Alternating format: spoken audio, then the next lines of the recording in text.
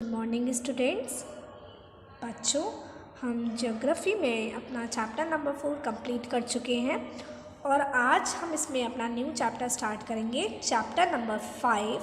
और चैप्टर 5 का नेम है बच्चों major domains of the earth. ठीक है, major domains of the earth. Domains का मतलब होता है क्षेत्र। क्या होता है डोमेन्स का मीन्स? क्षेत्र, एरिया, है ना। तो major domains of the earth, earth के मेजर मतलब मुख्य एरियाज। देखिए, as you have read in the first chapter the earth is the only planet which has life. हमने फर्स्ट चैप्टर में पढ़ा था कि अर्थ एक ऐसा प्लैनेट है, अर्थ केवल एक ऐसा प्लैनेट, केवल अर्थ ही एक ऐसा प्लैनेट है जिस पर क्या है? जीवन है।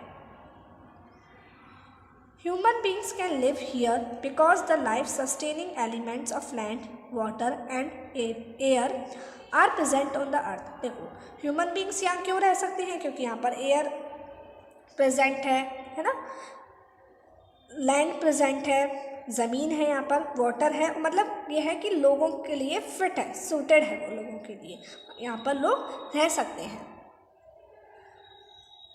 The surface of the earth is a complex zone in which three main components of the environment meet, overlap and interact। देखो, जो अर्थ की सरफेस है वो एक कॉम्प्लेक्स जोन है जिसमें तीन मेन कंपोनेंट्स अर्थ के आपस में मिलते हैं, ओवरलैप करते हैं, इंटरैक्ट करते हैं। तो कौन कौन से हैं? देखिए, the solid portion of the earth on which we live is called lithosphere. Lithosphere क्या होता है बच्चों? अर्थ पर जो भी सॉलिड पोर्शन है, मतलब जो लैंड है, जो क्या है? लैंड है। तो लैंड वाले पोर्शन को हम बोलते हैं लिथोस्फीयर। क्या बोलते हैं बच्चों? लिथोस्फीयर। LITHOSPHERE। लिथोस्फीयर क्या होता है? जो भी हमारे अर्थ पर सॉलिड पोर्शन है जिस पर हम रहते हैं, मीन्स लैंड। तो लैंड, उस पोर्शन को हम बोलते हैं लिथोस्फीयर। क्या बोलते हैं बच्चों? Lithosphere. The gaseous layer that surround the earth। अब हमारे अर्थ के चारों तरफ जो भी गैसेस हैं, जो भी क्या है, जो गैसेस की लेयर है, उसको हम बोलते हैं एटमॉस्फेयर। क्या बोलते हैं बच्चों? एटमॉस्फेयर। तो एटमॉस्फेयर किससे रिलेटेड है? एयर से। और लिथोस्फीयर किससे रिलेटेड था? लैंड से। ठीक है। Where oxygen, nitrogen, carbon dioxide and other gases are found. मतलब एटमॉस्फेयर में क्या क्या पाई जाती हैं? कौन कौन सी गैसेस पाई जाती हैं? ऑक्सीजन है, नाइट्रोजन है, कार्बन डाइऑक्साइड है और बहुत सारी गैसेस एटमॉस्फेयर में पाई जाती हैं। ठीक है। Water covers a big area of earth surface. देखो, जो हमारी अर्थ की सरफेस है, तो उस अर्थ की सरफेस का ज़्यादा हिस्सा किससे घिरा हुआ है? पानी से घिरा हुआ है ना। आपने अर्थ देखिए तो अर्थ के ज़्यादातर हिस्से पर आपको पानी दिखेगा जो ब्लू ब्लू होता है। And this area is called hydrosphere. और इस क्षेत्र को हम बोलते हैं हाइड्रोस्फीयर। क्या बोलते हैं बच्चों? हाइड्रोस्फीयर। तो हमारे अर्थ के तीन मेन कंपोनेंट, मतलब अर्थ में क्या क्या है? लिथोस्फीयर है, एटमॉस्फेयर है और हाइड्रोस्फीयर है। लिथोस्फीयर किससे कनेक्टेड है? लैंड से। एटमॉस्फेयर एयर से। हाइड्रोस्फीयर वाटर से। आई बात समझ में? The hydrosphere comprises water in all its forms, that is ice, water and water vapor। अब देखो, जो हाइड्रोस्फीयर है उसमें पानी हर एक फॉर्म में होता है। मतलब पानी बर्फ़ की फॉर्म में भी हो सकता है, पानी तो लिक्विड फॉर्म में भी है और स्टीम की फॉर्म में भी है। आई बात समझ में? सॉलिड फॉर्म में भी है, लिक्विड फॉर्म में भी है और स्टीम फॉर्म में भी है, गैस फॉर्म में भी है। तो आपको ये तीनों स्फीयर समझ में आए? Lithosphere, atmosphere, hydrosphere. अब देखिए, बायोस्फीयर क्या होता है? The biosphere is the narrow zone where we find land, water and air together which contains all forms of life. देखो, बायोस्फीयर एक ऐसी नैरो जोन है जहाँ पर आपको पानी भी मिलेगा, हवा भी मिलेगी और लैंड भी मिलेगी। मतलब पानी, लैंड और एयर को अगर हम मिला दें, जहाँ पर ये तीनों चीज़ें अवेलेबल हैं, उस जगह को हम क्या बोलेंगे? बायोस्फीयर। वहीं पर ही क्या होता है? जीवन होता है। वहाँ पे लैंड भी है, वाटर भी है और एयर भी है। अब देखिए, in the Greek language lithos means stone atmos means vapour, hydro means water and bios means life. तो ये बताया कि ग्रीक लैंग्वेज में लिथोस को हम बोलते हैं स्टोन, एटमस को हम बोलते हैं वेपर, डोर को मीन्स होता है वाटर और बायोस का मीन्स लाइफ। तो ये वहीं से बने हैं। लिथोस्फियर मतलब जहाँ पे लैंड है, और एटमॉस्फेयर जहाँ पे वाटर है, जहाँ पर एयर है, सॉरी वाटर नहीं, जहाँ पर क्या है एयर है, और हाइड्रोस्फियर मतलब जहाँ पे वाटर है, और बायोस्फियर जहाँ पे लाइफ है, जीवन है। तो आपको ये चारों टर्म अच्छे से समझ में आए, लिथोस्फियर, एटमॉस्फेयर और हाइड्रोस्फियर एंड बायोस्फियर। चलिए अब हम आगे देखते हैं, और जो आपका नेक्स्ट टॉपिक है बच्चों क्या है, अब हम एक एक के बारे में डिटेल में पढ़ेंगे। तो सबसे पहले हम पढ़ेंगे लिथोस्फियर के बारे में, इसके बारे में पढ़ेंगे लिथोस्फियर से, ये किससे रिलेटेड है, लैंड से। The solid portion of the earth is called lithosphere. देखो जो हमारी अर्थ का सॉलिड सरफेस है, जो सॉलिड पोर्शन है, उस सॉलिड पोर्शन को हम क्या बोलते हैं, लिथोस्फियर। मतलब जो लैंड है वो क्या कहलाती है, लिथोस्फियर कहलाती है। It comprises the rocks of the earth's crust and the thin layers of soil that contain nutrient elements which sustain organisms। देखो तो लिथोस्फियर में क्या क्या आता है, जो अर्थ की क्रस्ट की जो क्या है, रॉक है। क्रस्ट क्या होती है, अर्थ की सबसे अपर मोस्ट जो लेयर है उसको हम क्रस्ट बोलते हैं। तो वहाँ पर जितनी भी चट्टाने हैं, रॉक्स हैं, और जो सॉइल की थिन लेयर है जिसके अंदर क्या होता है, न्यूट्रिएंट होता है, जहाँ पे क्या होता है, न्यूट्रिएंट होता है, वहीं पे तो ऑर्गेनिजम्स उगते हैं, वहीं पर प्लांट्स होते हैं, वहीं पर एनिमल्स वगैरह होते हैं, ह्यूमन बींग्स होते हैं। तो ये दोनों चीज़ें किस में आती हैं, लिथोस्फियर में। There are two main divisions of the earth surface. अब देखो अर्थ की सरफेस के दो मेन डिवीज़न किए गए हैं। दो मेन डिवीज़न क्या है, the large land masses are known as continents. देखो जो बड़े बड़े क्या है, लैंड मासेस हैं, जो बड़ी बड़ी ज़मीनें हैं, उनको हम बोलते हैं कॉन्टिनेंट्स। क्या बोलते हैं बच्चों, कॉन्टिनेंट्स। क्या बोलते हैं, continents. And the huge water bodies, और जो बड़ी बड़ी वाटर बॉडीज़ हैं, जो बड़े बड़े पानी, जहाँ पे बहुत बड़ी जगहों पर पानी स्टोर है, उसको हम बोलते हैं ओशन बेसिन। क्या बोलते हैं, ओशन बेसिन्स। तो जो हमारी अर्थ की सरफेस है वो दो पार्ट में डिवाइडेड है, एक तो कॉन्टिनेंट्स और एक ओशन बेसिन्स। दो मेन डिवीज़न इसके यही है। All the oceans of the world are connected with one another. और हमारी दुनिया में जितने भी ओशंस हैं वो आपस में क्या है, एक दूसरे से कनेक्टेड हैं। आई बात समझ में। तो चलिए देखिए, आपको पेज नंबर 31 पे मैप दिया है, तो उसमें हम देखते हैं कॉन्टिनेंट्स क्या है और ओशन बेसिन्स क्या है। वैसे आपको कॉन्टिनेंट्स के नेम पता होंगे ना, जैसे north America, south America, Europe, Asia, Africa, Australia, Antarctica. तो ये क्या है, कॉन्टिनेंट्स हैं। और ओशन है आपके Pacific ocean, Atlantic ocean, Arctic ocean, Indian ocean. तो ये क्या है, ओशन है। देखिए बच्चों, तो आप इस मैप को देख सकते हैं, और इस मैप में आप देखेंगे कि जो ओशंस हैं, ये जैसे ओशन है सदर्न ओशन, ये इधर पैसिफिक ओशन है, इंडियन ओशन है, और इधर ऊपर आर्टिक ओशन है। तो ये आपस में क्या है, एक दूसरे से कनेक्टेड है। क्या है, कनेक्टेड है। तो आपसे अगर मैं पूछूं कि जो लैंड मासेस हैं, मतलब जो कॉन्टिनेंट्स हैं, क्या आपस में वो भी एक दूसरे से कनेक्टेड हैं, तो हम कहेंगे नो, नहीं है। मतलब कुछ है लेकिन कुछ नहीं है। हम सब के बारे में नहीं कह सकते कि हाँ सब एक दूसरे से कनेक्टेड हैं, कुछ कनेक्टेड हैं, कुछ नहीं है। अब जैसे देखिए एशिया है और ये यूरोप है, तो ये तो आपस में कनेक्टेड है ना। अब तो ये क्या है, जो आप ये वाला पोर्शन देख सकते हैं, ऑरेंज पीच कलर का है, ये है नॉर्थ अमेरिका। ये डार्क येलो कलर का है साउथ अमेरिका। ये लाइट येलो कलर का एशिया, पर्पल यूरोप, और ये ग्रीन कलर का है अफ्रीका, और पिंक कलर का है बच्चों ऑस्ट्रेलिया, और एक के नीचे है ये एंटार्क्टिका। यहाँ पर बिल्कुल भी लाइफ पॉसिबल नहीं है।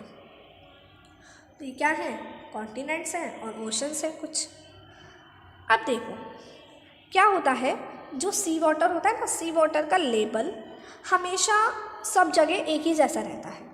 हमेशा क्या होता है, सब जगह एक जैसा होता है। ऐसा नहीं है कि कहीं पर पानी की ऊंचाई ज़्यादा है, कहीं पर कम है। हर जगह जो सी वाटर का लेवल है वो हर जगह सेम रहता है। क्या रहता है? सेम रहता है। तो हम क्या करते हैं, जब हमें किसी भी ज़मीन की ऊंचाई नापनी है, क्या नापनी है, मेज़र करनी है, ऊंचाई मेज़र करनी है, एलिवेशन मेज़र करना है उसका, तो हम किससे ही मेज़र करते हैं उसको? सी के लेवल से ही मेज़र करते हैं। जैसे सपोज़ यहाँ पे सपोज़ माउंट एवरेस्ट है, अगर मुझे इसकी ऊंचाई नापनी है तो मैं कहाँ से नापूंगी? सी के लेवल से, मतलब जो सी का सरफेस है, सी की जो लास्ट नीचे वाली जो सरफेस है, मतलब जो सी की सरफेस है, वहाँ से मैं इसकी हाइट को मेज़र करूँगी। इसको मैं 0 मानूंगी और जो भी ऊंचाई है, जो भी इसकी हाइट है, उसको मैं मेज़र कर लूँगी। ठीक है। तो elevation of land is measured from the level of sea which is taken as 0। तो हम यहाँ को इसको 0 ले लेते हैं और यहाँ से इसकी ऊंचाई को मेज़र कर लेते हैं। तो सी से ही ऊंचाई को सी के लेवल से ही ऊंचाइयों को, जो लैंड की ऊंचाई है, एलिवेशन से जो लैंड की, उनको मेज़र किया जाता है। आई बात समझ में? चलिए अब आगे देखते हैं हम। The highest mountain peak Mount Everest is 8,848 metres above the sea level. देखो, जो माउंट एवरेस्ट है, तो माउंट एवरेस्ट की हाइट नापी गई है कहाँ से? सी लेवल से, मतलब सी लेवल के अकॉर्डिंग ही आप नापते हैं, मेज़र करते हैं। तो जो माउंट एवरेस्ट की जो पीक है, उसकी चोटी है, उसकी ऊंचाई है 8,848 मीटर्स। ठीक है।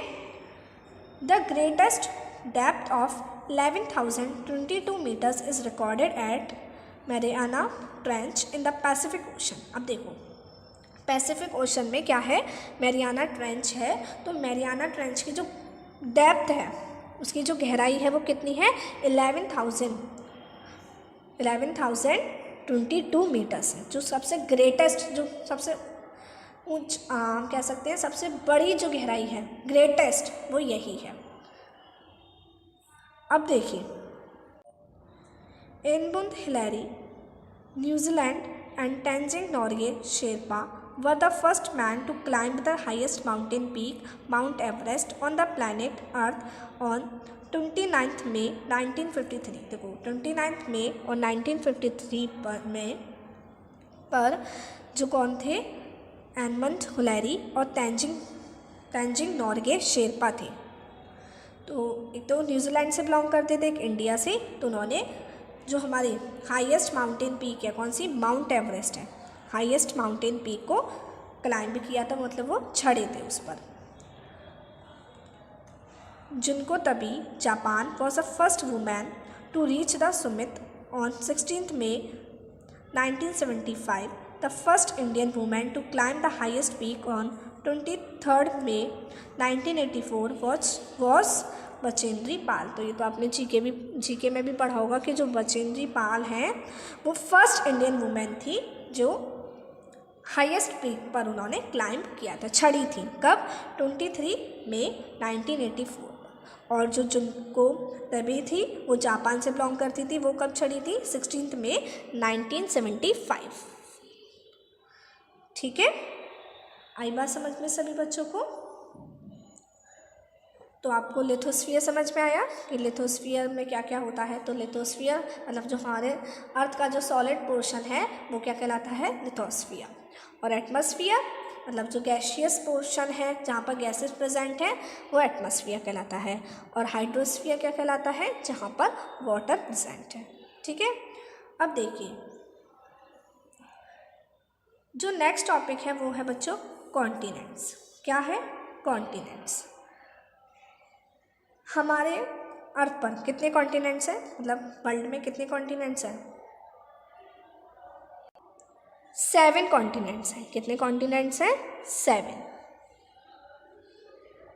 These are separated by large water bodies. और ये जो सेपरेटेड है, हमने कहा ना ये कनेक्टेड नहीं है, सेपरेटेड है, अलग अलग है। किसके द्वारा है अलग अलग? जो बड़ी बड़ी वाटर बॉडीज़ हैं, जो बड़ी बड़ी वाटर बॉडीज़ हैं, मतलब जो ओशन बेसिन्स हैं, उनके द्वारा सेपरेटेड हैं। अब वो कॉन्टिनेंट्स कौन कौन से हैं? देखिए, Asia, Europe, Africa, north America, south America, Australia and Antarctica. कौन कौन से हैं? Asia, Europe, Africa, north America, south America, Australia and Antarctica. और हमने इसको फिगर 5.1 जो मैंने आपको मैप दिखाया था उसमें हमने इन कॉन्टिनेंट्स को देखा था। अब देखिए एशिया के बारे में पढ़ते हैं।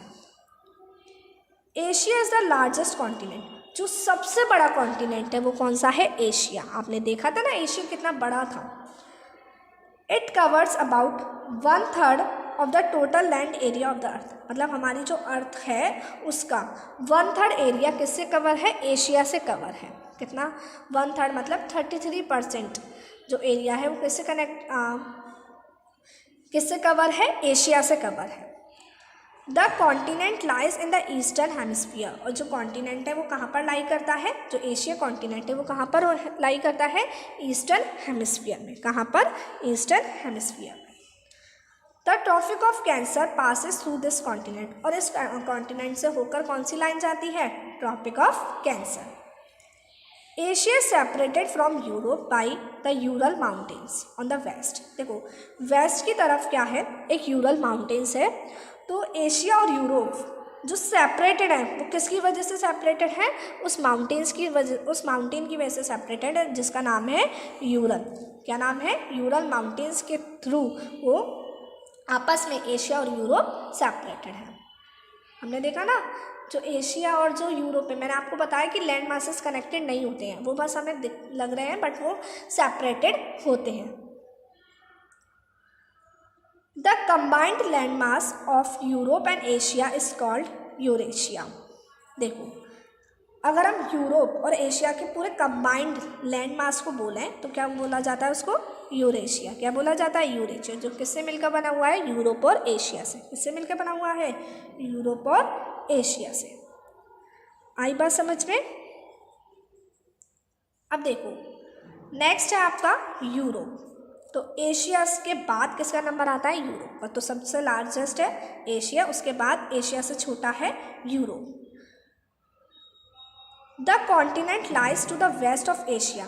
अब जो एशिया का वेस्ट पोर्शन है, जो एशिया की वेस्ट डायरेक्शन है, वेस्ट डायरेक्शन में क्या लाई करता है? यूरोप। ठीक है। The Arctic circle passes through it. और जो आर्टिक सर्कल है वो इससे पास होकर जाता है। किससे? यूरोप से।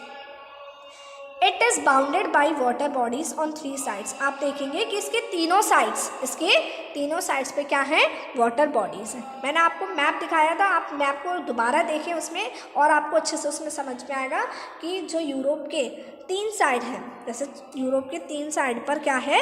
वाटर है, पानी है। आई बात समझ में? तो आपको इन 2 कॉन्टिनेंट्स के बारे में समझ में आया, एशिया और यूरोप के बारे में। तो इस वीडियो को मैं यहीं ख़त्म करती हूँ। अब हम इस नेक्स्ट क्लास में आगे के कॉन्टिनेंट्स के बारे में पढ़ेंगे। 2 कॉन्टिनेंट्स के बारे में हम पढ़ चुके हैं, 5 कॉन्टिनेंट्स के बारे में हम नेक्स्ट क्लास में पढ़ेंगे। टिल देन आपको यहाँ तक चैप्टर अच्छे से पढ़ना है, समझना है। ओके, तो अब मैं आपको नेक्स्ट क्लास में मिलूँगी। Bye bye.